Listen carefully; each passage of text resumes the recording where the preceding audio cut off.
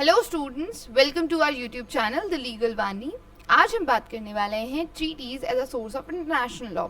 Previous video में हमने ये बात की थी कि कैसे डिफरेंट सोर्सेज लिस्ट हुए हैं under article 38 of statute of international court of justice, और हमने एक ब्रीफ में हमने वो सारे सोर्सेज को स्टडी किया था।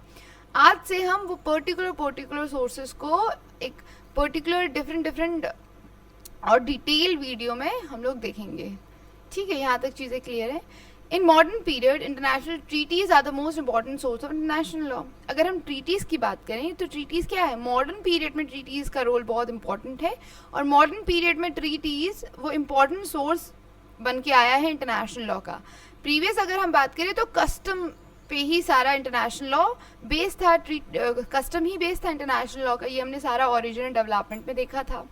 ठीक है, under Article 38 of Statutes of International Court of Justice list international convention whether general or particular establishing rule expressly recognized by the contesting state as a first source of international law।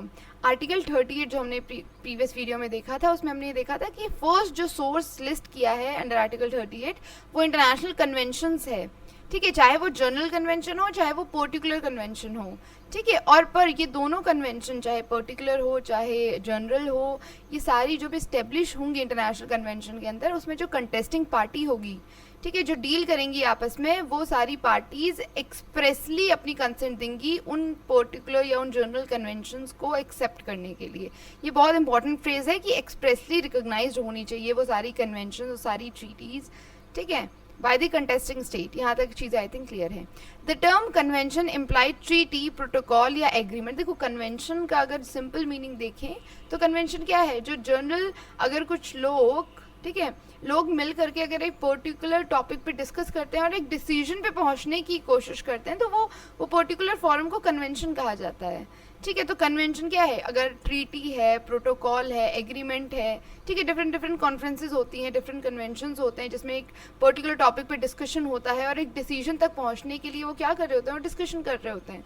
ठीक है, एक agreement फिर form होता है, तो ये सारा क्या है, ये कन्वेंशन है। ठीक है, यहाँ तक चीज़ें क्लियर है। तो कन्वेंशन इम्प्लाई करता है, ट्रीटीज भी कन्वेंशन के अंडर आती हैं, प्रोटोकॉल्स, डिफरेंट एग्रीमेंट जो डिफरेंट स्टेट आपस में बनाती हैं। यहाँ तक आई थिंक चीज़ें आप लोगों को क्लियर हैं। तो नेक्स्ट हम बात करने वाले हैं definition of international treaties by Oppenheim. Oppenheim के अकॉर्डिंग जो इंटरनेशनल ट्रीटीज है वो एक ऐसा एग्रीमेंट है of contractual character. Contractual character से मीन्स वो सारी जो भी कॉन्ट्रैक्ट की कंडीशंस होती हैं वो इंटरनेशनल ट्रीटीज भी परफॉर्म करती हैं। ठीक है, उन स्टेट्स को भी वो परफॉर्म करना होता है। ठीक, एक तो एक ऐसा एग्रीमेंट है जिसमें कॉन्ट्रैक्चुअल कैरेक्टर है। ठीक है, और जो बिटवीन स्टेट और बिटवीन ऑर्गेनाइजेशन के बीच में किया जाता है ऐसा एग्रीमेंट, और जो वो सर्टेन लीगल राइट्स और ड्यूटीज क्रिएट करता है। ठीक है, जैसे अगर एग्जांपल की फॉर्म में देखें हम तो डिफरेंट कन्वेंशंस, ठीक है, हुए हैं एनवायरनमेंट से रिलेटेड। ठीक है, कि सर्टेन स्टेट अपना वेस्ट दूसरी स्टेट में डिस्पोज ऑफ नहीं करेंगी, डंप नहीं करेंगी। ठीक है, आप वियना कन्वेंशन की अगर हम बात करें ओजोन लेयर में, ठीक है, तो आप सर्टेन इमिशन से ज़्यादा इमिशन नहीं कर सकते। ठीक है, ये सारे क्या है, ये एक तरीके की कन्वेंशंस ही हैं। ठीक है, और ये कन्वेंशन कैसे कॉन्ट्रैक्चुअल कैरेक्टर के हैं। ठीक, इसमें सर्टेन स्टेट की राइट्स और ड्यूटीज़ क्या होती है, क्रिएट किए जाते हैं। अगर कोई स्टेट इसको इन्फ्रिंज करता है तो उसके अगेंस्ट एक्शन लिए जा सकते हैं। ठीक है, तो ये क्या है, ये ट्रीटीज एक ऐसा ही एग्रीमेंट होता है। ठीक है, ठीक, जिसमें सर्टेन लीगल राइट्स और सर्टेन ड्यूटीज क्रिएट की जाती हैं स्टेट या ऑर्गेनाइजेशंस की। ठीक है, जो भी एग्रीमेंट कर रहा होता है। यहाँ तक आई थिंक चीज़ें क्लियर है। अब हम जब बात करेंगे वियना कन्वेंशन 1969 के अकॉर्डिंग इंटरनेशनल ट्रीटीज की, तो देखिए वियना कन्वेंशन 1969 को हमें बहुत डिटेल में आगे पढ़ना है। ठीक है, आज हम सिर्फ उसकी डेफिनेशन क्लॉज को ही देख रहे हैं जिसमें इंटरनेशनल ट्रीटीज डिफाइन है। ठीक है, तो आर्टिकल 2 में इंटरनेशनल ट्रीटी डिफाइन है। A treaty is an agreement whereby 2 or more state establish or seeks to establish relationship between them govern by international law. Treaties क्या है, एक जनरल एग्रीमेंट कहा जा सकता है जिसमें 2 या 2 से ज़्यादा स्टेट क्या करते हैं, स्टेब्लिश करते हैं या कोशिश करते हैं स्टेब्लिश करने का अपना रिलेशन को। ठीक है, और जो रिलेशन कैसे गवर्न होगा, इंटरनेशनल लॉ के थ्रू वो गवर्न होगा। ठीक है, अब देखिए आर्टिकल 3 एक बहुत इंपॉर्टेंट बात कहता है कि सिर्फ स्टेट वर्ड यूज है, इसका मतलब ये नहीं कि सिर्फ स्टेट ही सब्जेक्ट है इंटरनेशनल लॉ के। इंटरनेशनल ऑर्गेनाइजेशन भी ट्रीटीज़ कंडक्ट कर सकते हैं, ठीक है, कन्वेंशंस इंटरनेशनल ऑर्गेनाइजेशन भी क्रिएट कर सकते हैं, ठीक है, उनकी भी सर्टेन लीगल राइट और ड्यूटीज क्रिएट होती है कन्वेंशंस में या ट्रीटीज के फॉर्म में, ठीक है। तो एग्रीमेंट सिर्फ स्टेट ही नहीं कर सकते, इंटरनेशनल ऑर्गेनाइजेशंस भी ट्रीटीज या एग्रीमेंट कर सकते हैं। यहाँ तक आई थिंक चीज़ें आप लोगों को क्लियर हैं। तो नेक्स्ट हम देखेंगे treaties as classified into 2 categories. देखिए जब आर्टिकल 38 का क्लॉज 1 हम देख रहे थे तो हमने देखा था कि इंटरनेशनल कन्वेंशंस के साथ लिखा है वेदर जनरल और पर्टिकुलर, तो दोनों कैटेगरीज की बात करी है कि ट्रीटीज या कन्वेंशन चाहे जनरल हो चाहे पर्टिकुलर हो, ठीक है। तो लॉ मेकिंग ट्रीटीज को जनरल ट्रीटीज कहा जाता है और ट्रीटी कॉन्ट्रैक्ट को पर्टिकुलर ट्रीटी कहा जाता है, ठीक है।